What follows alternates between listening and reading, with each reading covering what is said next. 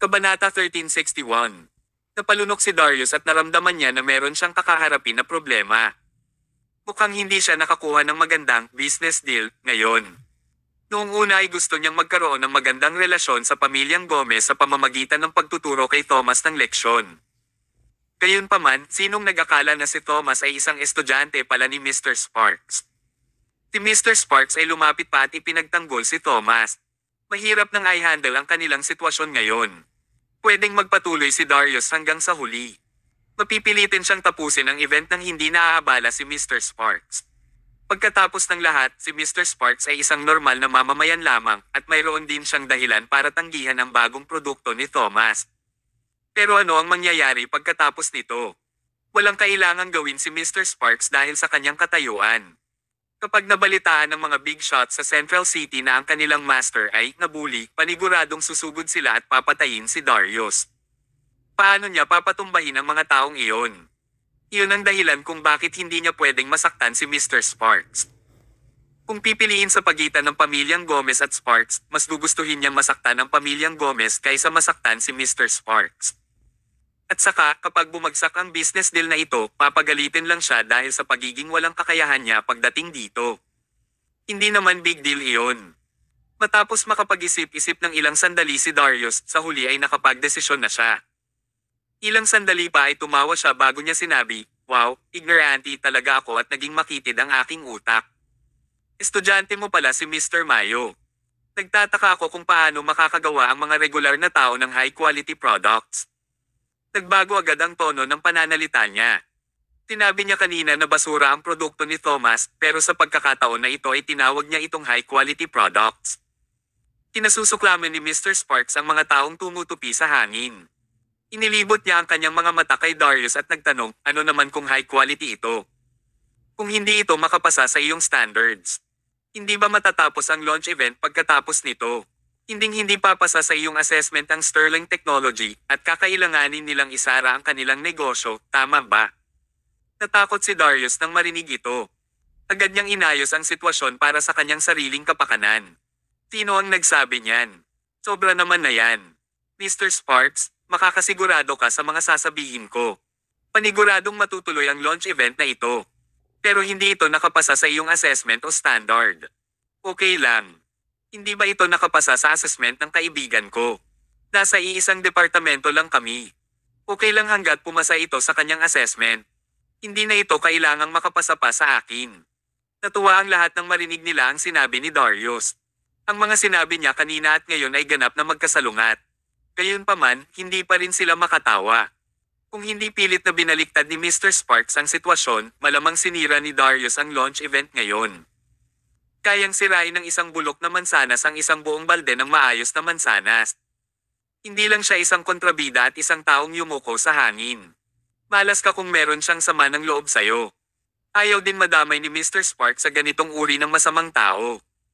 Sa pag-iisip nito ay kumaway siya bago niya sinabi, "Umalis ka na." "Oo, aalis na ako."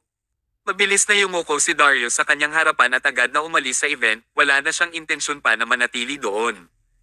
Nagsisisi talaga siya na nakarelasyon niya ang pamilyang Gomez. Ang pangyayaring ito ay hindi kasama sa mga bagay na kailangan niyang asikasuhin. Pero ngayon ay nasa isang problema siya. Tinaktan niya si Mr. Sparks. Kung hindi niya ginamit ang kanyang kokot at binago ang kanyang ugali, malamang namatay na siya dito ngayon. Nicholas Gomez, Dominic Gomez, kayo ang nag-frame sa akin. Umanda kayo. Galit na galit si Darius sabay pasok sa kotse niya bago siya agad na umalis. Sa hindi kalayuan, lalong nabalisa si Nicholas nang makita niya si Darius na nagmamaneho palayo. Nabigo siya ng 2 beses at maging ang kanyang plan B ay isang malaking failure. Kailangan ba talaga niyang makitang naging magtagumpay si Thomas? Hindi niya kayang tanggapin ito. Kabanata 1362. Walang kwenta talaga ang lalaking ito na yumuyuko sa hangin. Nagngangalit ang ngipin ni Nicholas sa sobrang galit niya. Gayunpaman, sa puntong ito, wala siyang pagpipilian kundi panoorin si Thomas na maging matagumpay muli. Kasunod nito ay bumulong si Dominic, "Lolo, may plan C pa ako." Nagtataka ako kung gagana ba ito. Sabihin mo sa akin ang plano mo. Ibinulong ni Dominic ang buong plano kay Nicholas. Pumunat ang noo ni Nicholas at naging madilim ang kanyang itsura. Sa totoo lang, mediocre ang iyong plano. Pero pwede nitong pahiyain si Thomas. Baka masira talaga ang launch event nila ngayon kung gagawin natin ito. Mas maganda ang planong ito kaysa wala. Subukan mo na lang. Kailangan mong humanap ng taong mapagkakatiwalaan. Huwag humanap ng walang kwentang tao na tulad ni Darius na mabilis tayong pagtataksilan. Tumanggo sa kanya si Dominic. Huwag kang mag-alala, Lolo. Makakahanap ako ng mapagkakatiwalaang tao sa pagkakataong ito. Sa oras na ito, abala ang launch event ng Sterling Technology. Punong-puno ang kapaligiran ng mga maimpluwensyang tao na binabati ng iba pang mga bisita. Nang dumating si Mr. Sparks, naging mas exciting ang event. Napakaganda ng quality ng product ng Sterling Technology at napakaraming kilalang tao ang dumalo para ibigay ang kanilang suporta. Sa isang iglap, sumikat ang Sterling Technology. Hindi nagatubili ang media na purihin sila. Agad na ini-report ng media ang matagumpay na launch event. Lahat ay papunta sa magandang direksyon. Habang maayos at masaya ang event, biglang may nangyaring aksidente.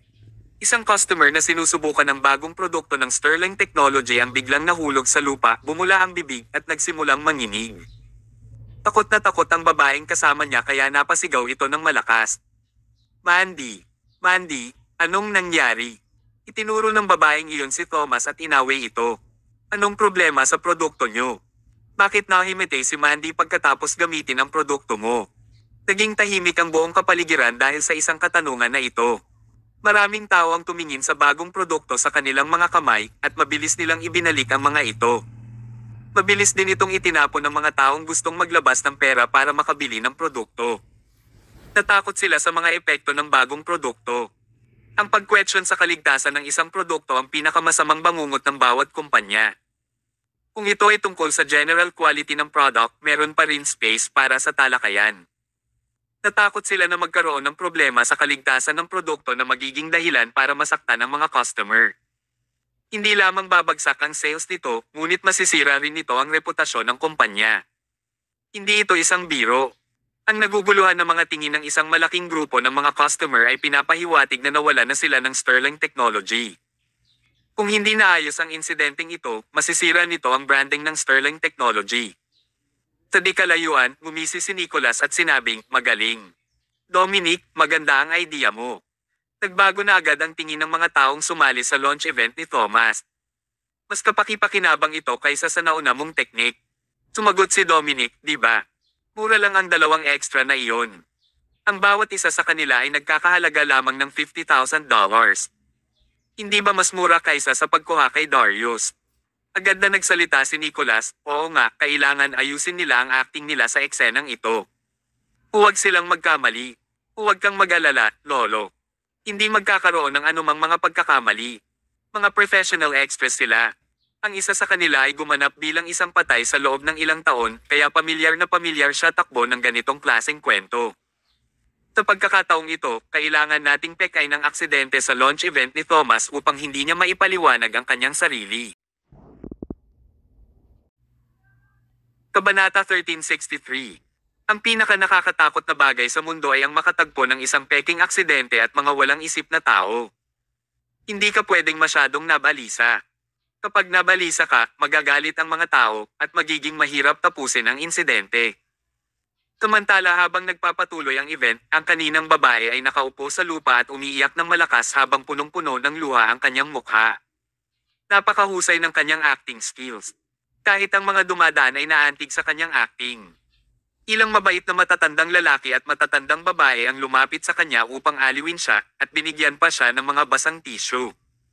Nagpunas ng luha ang babae habang galit na sinabi, "Napakasama ng Sterling Technology. Gumagamit ka ng mga low-quality products para lokohin ang mga gumagamit nito. Nahimite ang anak ko dahil dito. Wala akong gagawin para makaganti sa'yo." Lumapit si Aris sa kanya at nagtanong, "Madam, sigurado ka bang nahimite ang iyong anak pagkatapos gamitin ang aming product?" "Siyempre. Malusog at mabuti ang pakiramdam ng anak ko. Noong ginamit niya ang iyong bagong produkto, sinabi niya na hindi maganda ang pakiramdam niya. Pagkatapos nito ay nahimite siya. Ano pa ba ang magiging dahilan bukod sa iyong low-quality product?"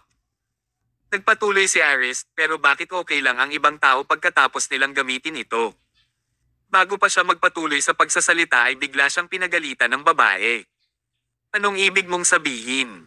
Ang aking anak ay nakahiga na sa lupa ngayon at sinusubukan mong magrason pa. Suriin yung lahat ang sitwasyon na ito. Nasaktan ang anak ko. Pwede bang magsalita ako? Pinibuli ng malaking kumpanyang ito ang mga customer nito. Tayong mga normal na mamamayan ay walang magagawa laban sa kanila. Napakagaling niyang umarte. Inilagay ng babae ang kanyang sarili sa posisyon na biktima at naawa ang lahat sa kanya. Humisi ang babae habang hindi ito napapansin ng lahat. Ang kanyang ngiti ay talagang mapagmataas. Sa oras na iyon, nagalit ang mga tao. Naawa ang lahat sa biktima at tumindig sila para punahin ang Sterling Technology dahil sa nangyari sa babae. May problema sa produkto nyo.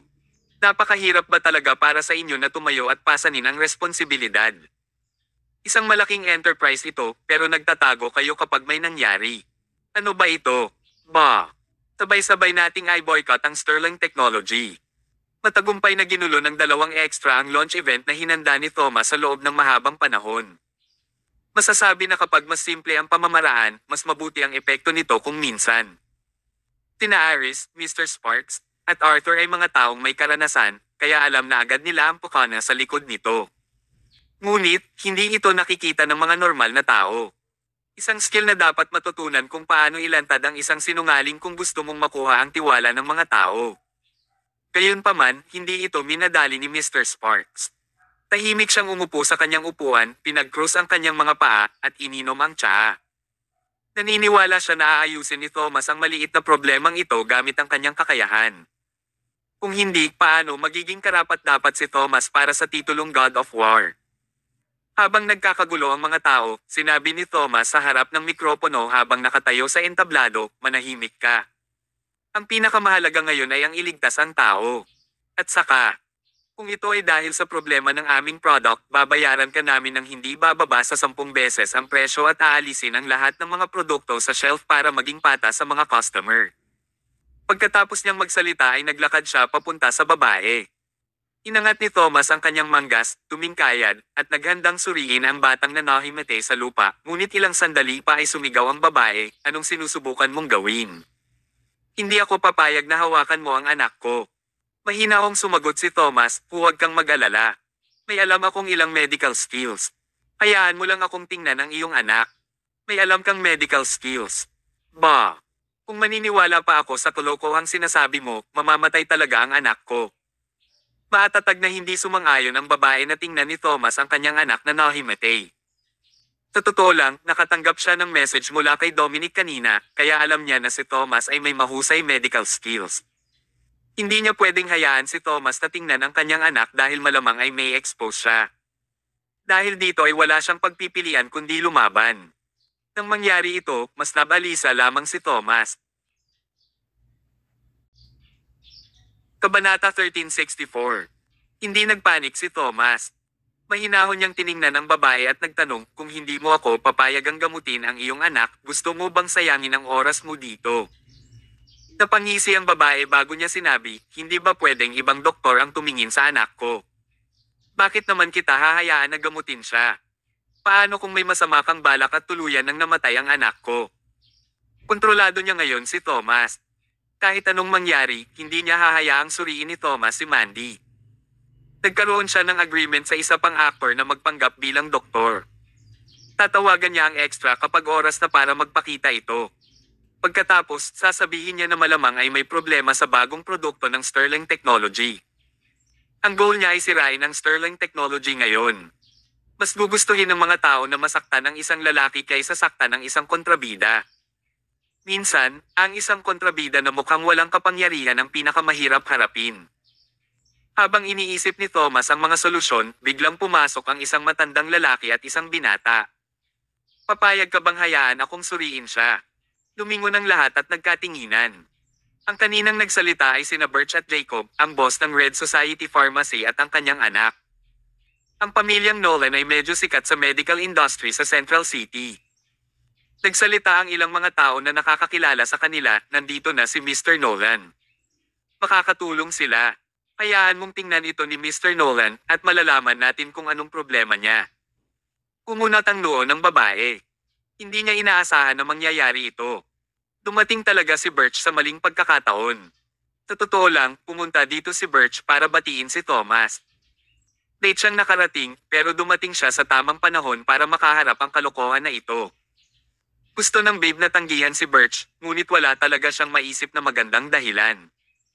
Siya ay isang kilalang doktor sa buong mundo. Paano niya ito matatanggihan? Lumapit si Birch at tumingkayad upang suriin ang batang babae na nakahiga sa lupa.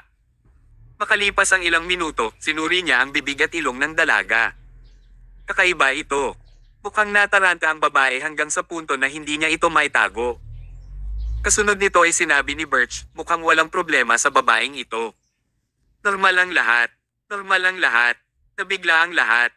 Kung normal lang pala siya, bakit siya matutamba at mahihimatay? Pamyubyola pa ang kanyang bibig at nanginginig ang mga panya. Agad namang tumanggi ang babae. Mr. Nolan, sinasabi mo bang nagpapanggap ang aking anak na babae sa kanyang sakit at sinasadya niyang sir ng Sterling Technology? Gusto kong sabihin sa'yo hindi kami ganoong klase ng tao. Ayokong makuha ang kahit isang sentimo mula sa kanila. Gusto ko lang makakuha ng paliwanag. Nabigla si Birch. Hindi pa nakita ni Birch ang ganitong sitwasyon kung saan pinagtakpan ng salarin ang sitwasyon sa pamamagitan ng pagsigaw ng tulong para mabaliktad ang sitwasyon. Palaging mahirap para sa isang gentleman ang mga tuwiran sa isang palaban. Sa katunayan, ang isang mabuting tao na tulad ni Birch ay palaging hindi kayang harapin ang isang matapang na babae. Hindi niya masabi ang problema at hindi rin siya makalaban sa kanya. Dahil dito ay sumimangot siya. Tumayo si Thomas at naglakad papunta kay Aris. Kasunod nito ay bumulong si Aris, bago tumalikod siya tumalikod at umalis. Sa oras na ito, lalo lang naging magulo ang isip ng babae. Gulong-gulong siya hanggang sa punto na napahagulgol siya sa lupa.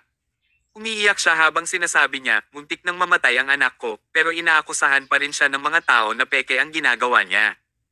Bakit napakasakit ng nangyayari sa buhay ko? Talagang binubuli ng malalaking kumpanya ang mga tao. Ang lahat ay tumutulong sa Sterling Technology at walang tumutulong sa aming dalawa.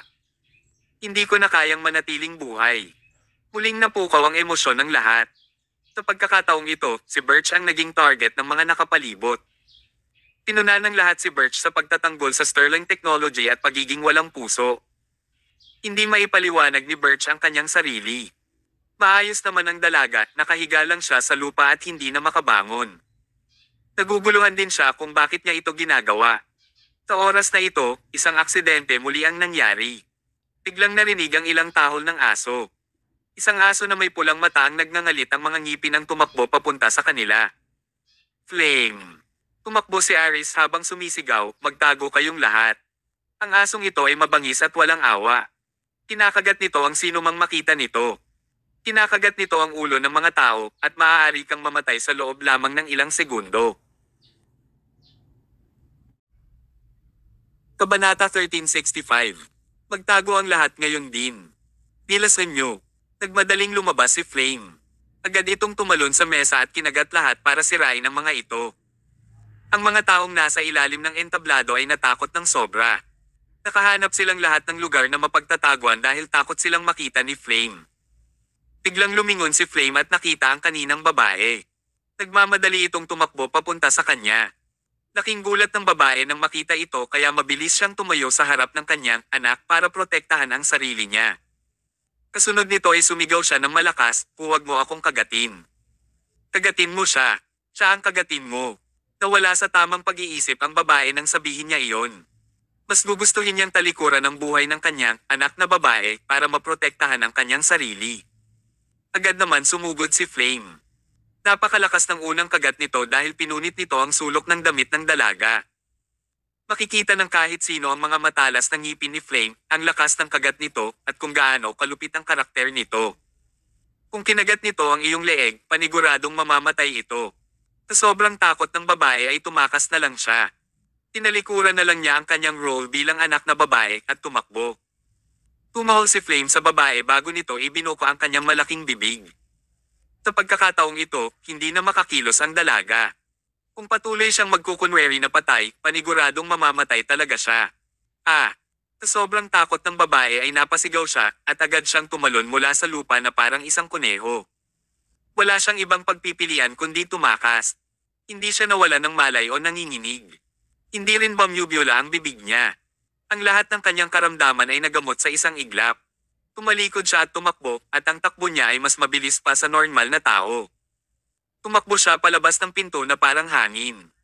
Samantala, pinunasan ni Flame ang kanyang mga ngipin gamit ang kanyang paa bago ito tumalikod at tahimik na naglakad pabalik. Pinuhat ni Aris si Flame at nanghingi ng tawad, pasensya na sa inyong lahat. Hindi ko siya nabantayan ng mabuti. Sorry kung natakot kita. Pagkatapos magsalita ni Aris, binuhat niya si Flame bago siya tumalikod at umalis. Natapos na rin ang kalokohang ito. Pagkaalis ni Aris ay bumalik ang lahat sa kani-kanilang upuan at nakahinga sila ng maluwag. Dahil sa eksenang ito ay namulat ang lahat. Teka lang. Hindi ba walang malay ang babae kanina? Hindi ba bamyubula ang kanyang bibig at nanginginig kanina? Hindi ba siya mamamatay? Pero bakit? Hindi alam ang mga tao dito. Sa paanong paraan hindi nila malalaman ang katotohanan sa eksenang ito? Napansin ng lahat na sila ay nalinlang. Ginamit lamang ng mga iyon ang kanilang simpatsya. Tinuro nila ang babae at galit na galit siyang sinigawan. Ano? Ginagamit mo ba ang sarili mong anak para i-frame ang Sterling Technology? Muntik na akong maniwala sa'yo. Haha, anong anak? Hindi mo ba nakita?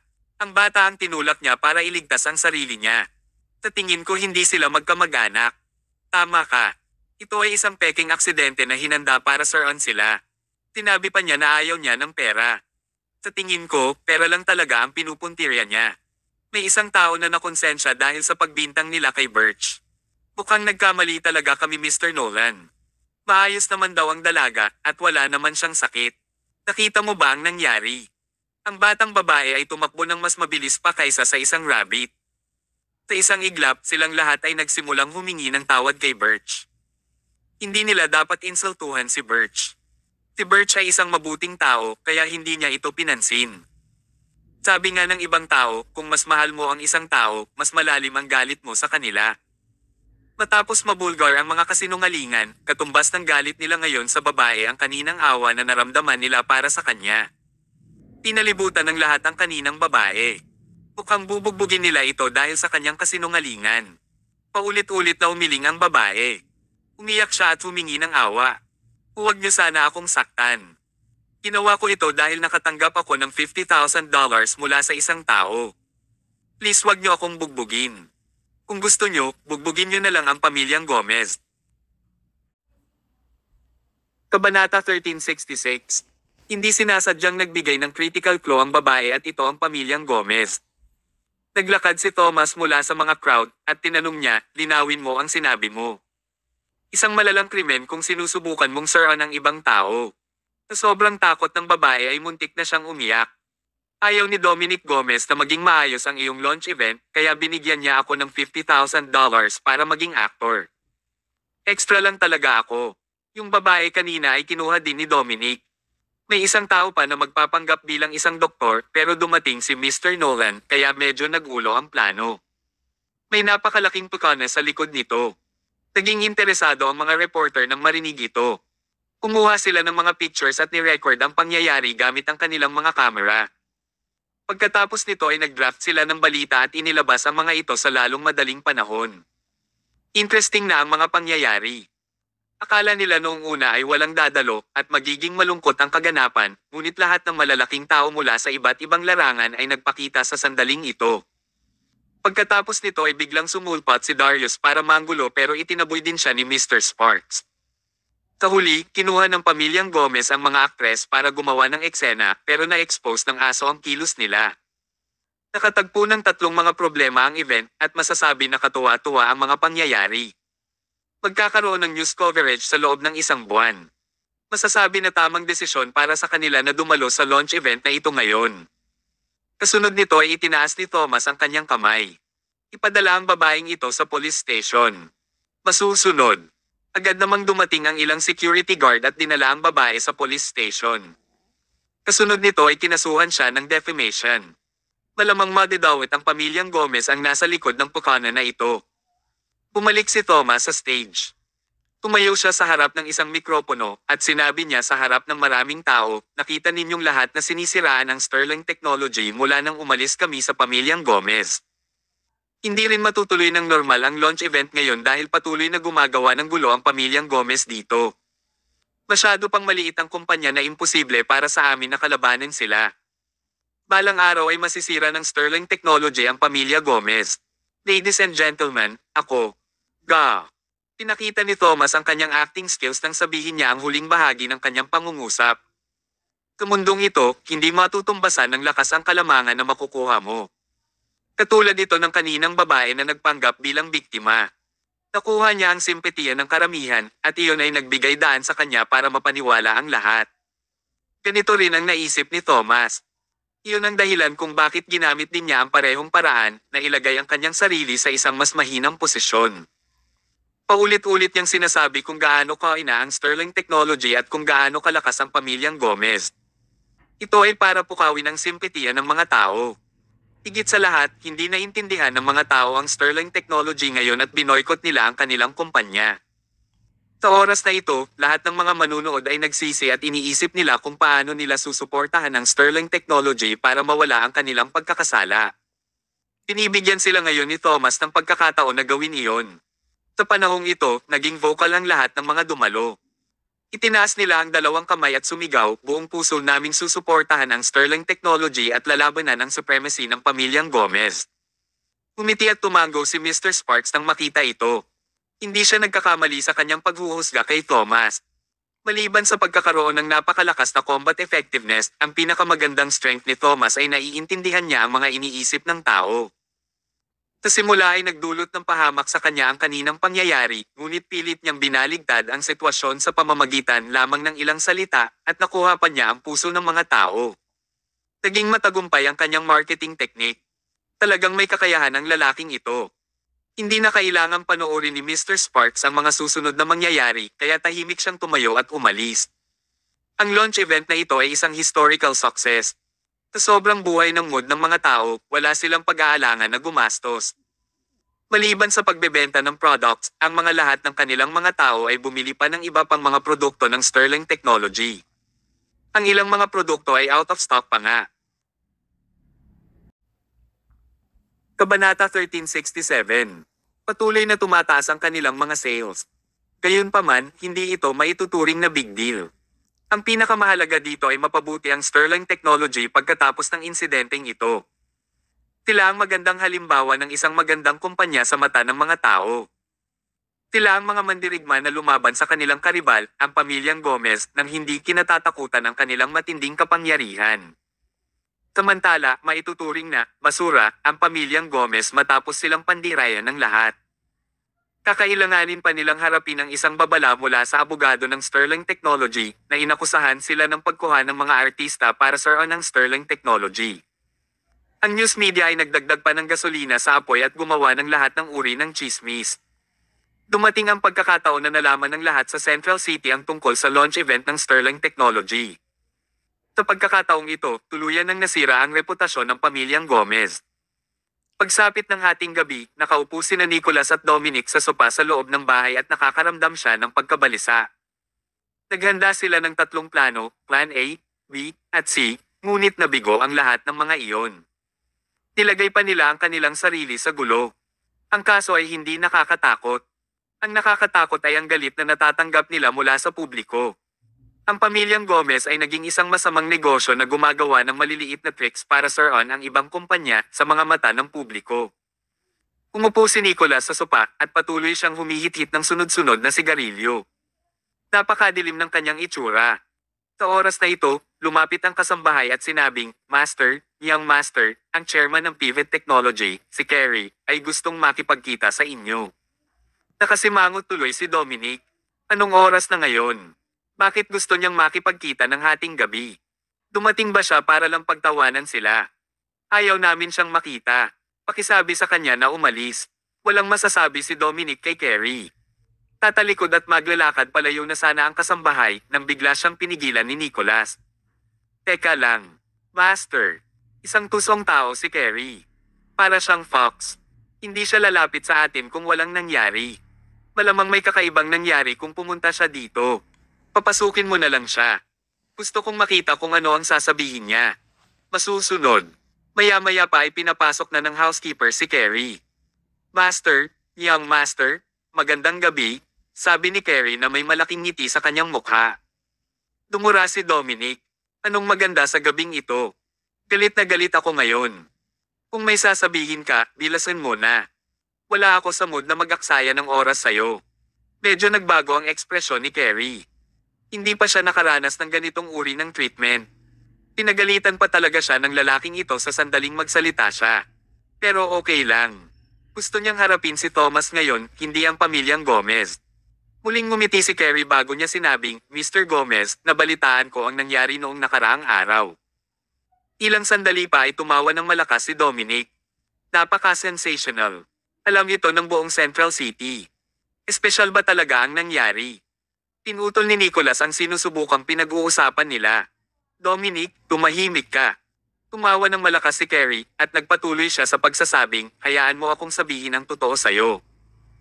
Ang Pivot Technology ay may malalim na sama ng loob sa Sterling Technology at ako mismo ay may matinding sama ng loob kay Thomas.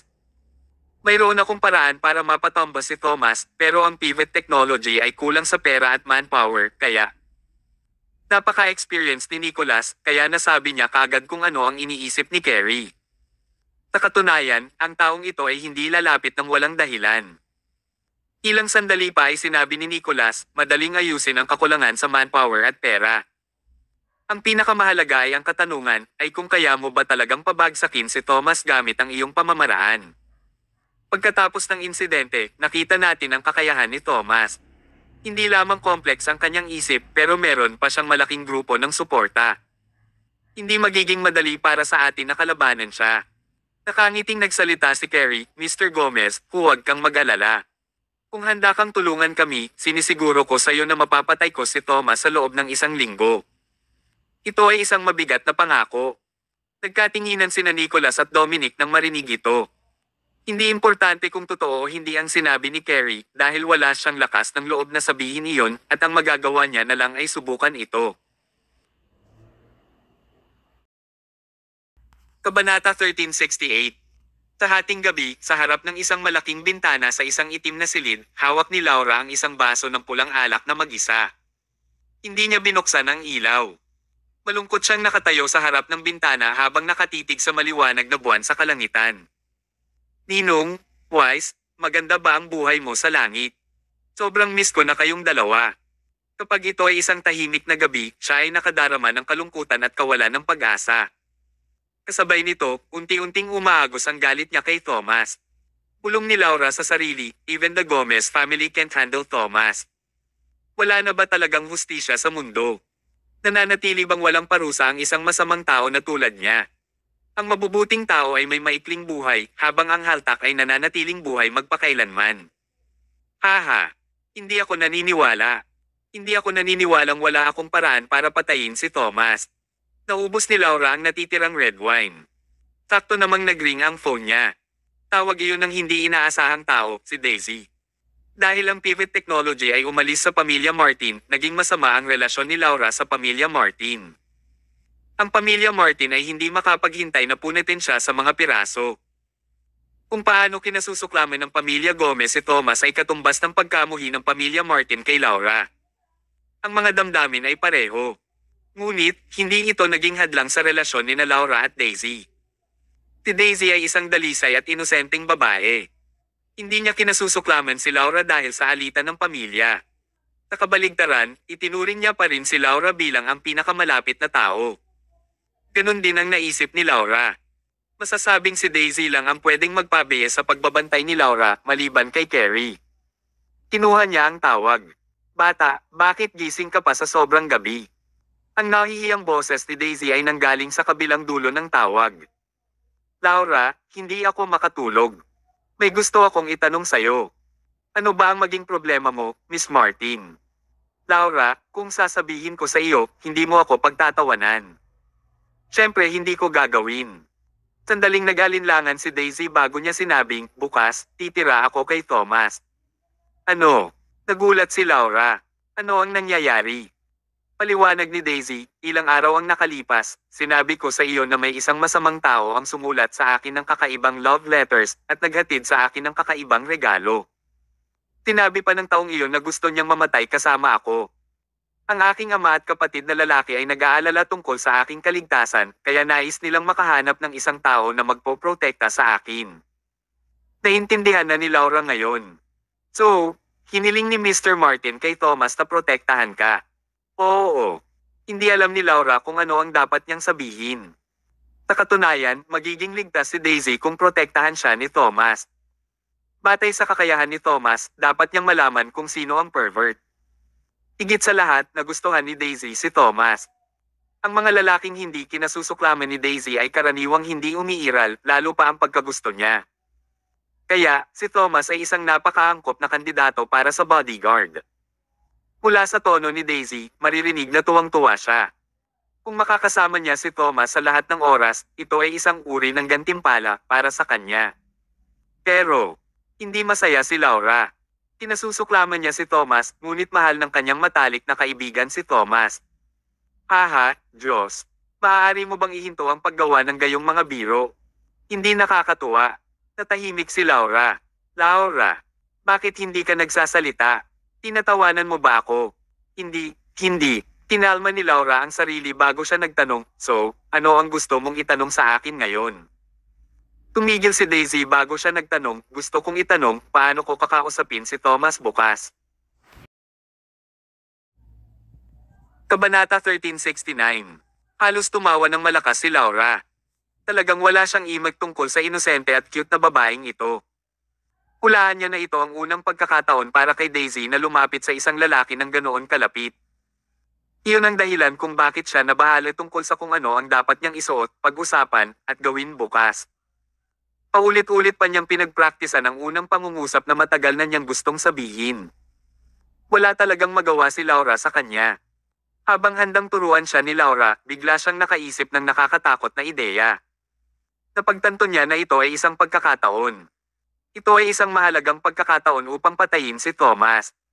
Si Thomas ay magbabantay laban sa sinuman, ngunit hindi siya magbabantay laban kay Daisy, at si Daisy ay hindi magbabantay laban kay Laura. Nangangahulugan ba ito na maaaring patayin ni Laura si Thomas gamit si Daisy? Ang paggamit kay Daisy para patayin si Thomas ay medyo walang puso at magdudulot din ito ng traumatic na pinsala sa pag-iisip ni Daisy na hindi maaaring gumaling. Ngunit, kinailangan ni Laura na gawin iyon para sa kanyang ninong at wise. Matagal na nag-alinlangan si Laura bago niya tuluyang sinabi, bukas ang unang pagkakataon na opisyal mong makilala si Thomas. Napakahalaga nito. Kung hindi mo ito hahawakan ng maayos, mag-iiwan ka ng masamang impresyon sa kanya at hindi ka makakabawi mamaya. Talaga. Laura, ano ang dapat kong gawin? Okay, hindi ko ma-clear sa phone. Nasa bahay ka ba? Pupunta ako at ipapaliwanag ko sa iyo ng malinaw. Sige. Laura, hihintayin kita. Pinaba niya ang tawag. Binuksan ni Laura ang ilaw, inabot niya ang isang susi, at binuksan ang safe deposit box sa ibaba ng cabinet. Pagkatapos, naglabas siya ng isang pakete ng instant coffee. Ito ay talagang isang gamot na mukhang kape. Kapag ito ay hinaluan ng kape, hindi mo mapapansin kahit na ito ay itimple sa iyong harapan. Wala rin itong amoy. Pagkatapos inumin ito, hindi ka magkakaroon ng anumang espesyal na damdamin. Inaantok ka lang. Ang mga normal na tao ay matutulog sa loob ng 5 minuto, at ang mga mas masigla ay hindi rin makatagal ng higit sa 7 minuto. Ang isang lalaking tulad ni Thomas ay hindi madaling uminom ng likidong bigay ng ibang tao.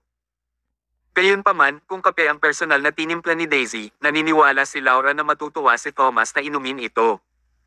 Kahit ayaw niya, iinoman pa rin niya ito dahil hindi niya kayang tanggihan si Daisy. Sa oras na iyon, muling nagpakita si Laura at pinatay si Thomas. Hindi ba ito naayos? Daisy, pasensya na. Kailangan kong gawin ito. Maliban sa iyo, walang makakapagpainom ng kape na ito kay Thomas. Pero huwag kang mag-alala, papatayin ko siya ng personal. Iniligtas din niya si Daisy. Kung diretsong binigay niya ang lason kay Daisy at gagawin niyang lokohin si Daisy si Thomas para inumin ang lason at mapatay, mababaliw si Daisy. Magpapakamatay pa nga siya. Kung tutuusin, may pakialam pa rin si Laura kay Daisy. Kaya, nagpasya pa rin si Laura na patayin si Thomas ng mag-isa. Ito ay para protektahan si Daisy, at gusto rin niyang patayin ang kanyang kaaway ng mag-isa. Phew! Huminga ng malalim si Laura. Bago siya umalis, pinili pa rin niyang tawagan si Carrie. Naka-shutdown ang phone niya at walang nakasagot. Nasa bahay pa ni Gomez si Kerry, di ba? I wonder how his discussion with the Gomez family is. Itinabi niya ang kape, nagpalit ng ibang damit at lumabas. May determinasyon si Laura na mamatay nang umalis siya sa pagkakataong ito. Dalawa lang ang magiging resulta pagkatapos niyang umalis sa pagkakataong ito. Isa, matagumpay niyang mapapatay si Thomas at huhulihin siya ng pulis at bibigyan ng parusang kamatayan. Dalawa, mabibigo ang kanyang plano at papatayin siya ni Thomas. Ano man ang kahihinatnan nito, ang posibilidad na mabuhay si Laura ay halos zero. Pero, gagawin niya ang lahat para kay Godfather at Wise. Hindi ko hahayaang manatiling buhay si Thomas, ang jerk. Daisy, ginagawa ko rin ito para sa iyo para hindi ka masaktan ng jerk. Kabanata 1370. Mga 1 AM, dumating si Laura sa independent villa ni Daisy sa countryside. Matapos ma-verify ng security guard ang kanyang pagkakakilanlan, pinapasok nila siya. Pagkapasok niya sa bahay, tuwang-tuwang tumakbo si Daisy at hinawakan ang mga kamay ni Laura. Laura, ang tagal kitang hinintay. Tignan mo, walang isip na babae. Bakit ka ba sabik na sabik? Masyado mo bang hinahanap-hanap ang lalaking iyon? Namula ang kutis ni Daisy. Huwag kang magsalita ng kalokohan. Tinong naghahangad sa lalaking iyon. Hindi ko lang alam kung ano ang dapat kong pag-usapan sa kanya bukas. Opisyal kaming magkikita sa unang pagkakataon, kaya kailangan kong planuhin ito ng maayos. Kung hindi, magmumukha akong bastos.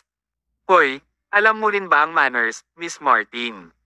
Madalas kang nagpapakita ng madilim na mukha kapag kaharap mo ang ibang mga lalaki. Iba sila. Sa oras na nag-uusap at nagtatawanan ang mga babae, opisyal nilang sinimulan ang pagtalakay sa plano para sa susunod na araw. Dahan-dahang sinuri ni Laura ang mga iniisip ng mga lalaki para kay Daisy, at nagbigay siya ng ilang mungkahi kay Daisy habang tinuturuan siya kung paano magsalita at kumilos. Pagkatapos, siya pa mismo ang pumili ng damit na isusuot ni Daisy kinabukasan. Ang damit ay hindi maaaring masyadong casual o siya ay magmukhang siya ay may mahinang edukasyon sa pamilya at wala siyang pakialam sa mga tao. Siyempre, hindi rin pwedeng masyadong formal ang outfit. Iyon ay magmukhang masyadong pinipigilan at hindi rin ito maipakita ang kanyang bata at masiglang hitsura. Halos 3 oras na nilang ginagawa iyon at halos sumikat na ang araw. Sa huli, inilabas ni Laura ang pakete ng kape. Daisy, ito ang kape na sinadya kong dinala mula sa ibang bansa. Ito ay nakakapresko at nakapagpapalusog.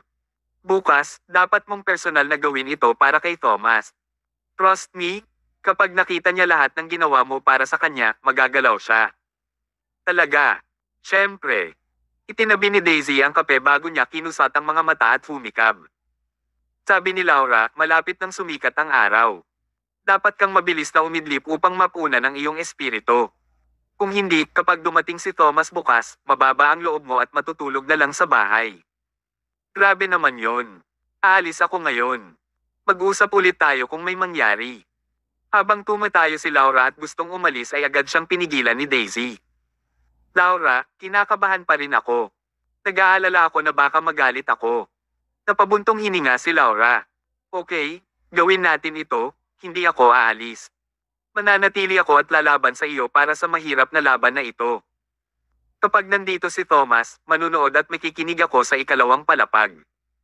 Isasagawa mo ang plano kasama si Thomas sa unang palapag. Kung may problema ka, humingi ka lang ng dahilan at umakyat. Ako ang magdedesisyon para sa iyo. Humisi si Daisy. Ito ang pinakamaganda. Salamat, Laura. Hindi mo kailangang maging magalang sa akin. Pumunta ka na lang at magpahinga. Sige. Then, after nilang dalawa gawin yung night routines nila, sabay na silang natulog. Alas 9 ng umaga kinabukasan, nagmamadaling nagising si Daisy at naging abala saglit. Siya ay time na naghilamos bago siya nagsuot ng damit na espesyal na pinili niya. Pagkatapos, nagsimula siyang seryosong mag-makeup. Hindi siya nangahas na maging walang ingat. Mukhang inaantok si Laura nang magising siya at sinabi niya, "Wow, Daisy. Masyadong exaggerated ito. Kailangan mo bang hugasan ang iyong buong katawan? Bakit? Ibibigay mo ba sa kanya ang iyong katawan?" Nahihiya si Daisy kaya namula ang leeg. Laura, huwag kang ang magsalita ng walang kwenta. Ngunit, Kung gusto ako ni Mr. Mayo, maaari ko ring isaalang-alang ito. Halos himatayan si Laura sa kakatawa. Daisy, nagbibiro ka ba? Ikaw at siya ay hindi pa nagkakaintindihan, ngunit handa ka bang matulog sa kanya? Wala ka talagang nakikitang mga lalaki dati. Hindi ka pa masyadong alerto para makasama ang mga lalaki. Nagpout si Daisy at nanatiling tahimik. Tahimik lang siyang nagpatuloy sa paglalagay ng make-up. Samantala, binigyan ni Thomas ng mga tagubilin ang kanyang mga subordinate sa lahat ng bagay tungkol sa Sterling Technology. Inutusan din niya si Samson na maingat na pakitunguhan ang pamilya Gomez. Pagkatapos, lumabas sila ni Aris sa gusali at sumakay sa espesyal na kotse na ipinadala ng pamilya Martin. Nakapagtataka, ang nagmaneho doon para sunduin sila ay si Dylan. Theoretically, galit na galit siya kay Thomas at ayaw niyang makita si Thomas. Kaya naman, talagang hindi inaasahan kung kailan siya personal na darating at sasanduan si Thomas. Tinaandar ang sasakyan. Nag-drive si Dylan habang paalala niya, Thomas, I'm warning you now. I just want you to protect my sister, not ask you to pursue her. Kung manggawas kang magkaroon ng anumang masamang intensyon sa aking kapatid, hindi kita patatawarin. Nandyan lang siguro siya para sabihin ang mga katagang iyon. Takot talaga si Dylan na ang cute at inosenteng kapatid niya ay niloko ni Thomas. Gayunpaman, bago sumagot si Thomas, ngumiti si Aris at sinabing, makakatiwala ka sa aming commander. Hindi siya gagawa ng anumang bagay na lalampas sa hangganan. Pero sa kapatid mo, mahirap sabihin. Ano ang sinasabi mo? Pakiusap-isip mo ang iyong mga salita. Galit na galit si Dylan. Ngunit, maliban sa makaramdam ng galit, nahanap niya pa rin itong makatwiran. Kung titingnan ang kasalukuyang sitwasyon, tila kusang nahulog si Daisy kay Thomas. Sa nakalipas na 20 taon, hindi kailanman nakita ni Dylan ang kanyang kapatid na babae ng labis na nagmamalasakit sa isang lalaki. Tinulyapan niya si Thomas sa rearview mirror at palihim niyang binulong sa sarili, napakagwapo ba ng lalaking ito? Normal lang ang itsura niya. Hindi naman siya kasing gwapo ko. Paano nahuhulog ang uto-uto kong kapatid sa kanya? Ano ba naman? Habang si Dylan ay bumulong sa sarili, sinabi ni Thomas sa isang casual na paraan, huwag kang mag-alala. May asawa na ako, at buntis din ang asawa ko. Imposibleng makisali ako sa kapatid mo. Ano? Natigilan si Dylan. May asawa na si Thomas, at malapit nang ipanganak ang kanyang anak. Bakit ba kasi lumabas pa siya? Patuloy na sinabi ni Thomas, kung nag-aalala ka pa rin, sasabihin ko sa kapatid mo ang aking kalagayan kapag nakita ko siya. Huwag. Nagulat si Dylan. Paano niya nasabi iyon sa kanya? From the side? Aris asked, Oy, bakit hindi natin masabi? Kung diretsong sasabihin namin sa ate mo na kasal na ang commander namin, hindi ba't susuko na siya? Makakaasa ka rin noon. Suko na.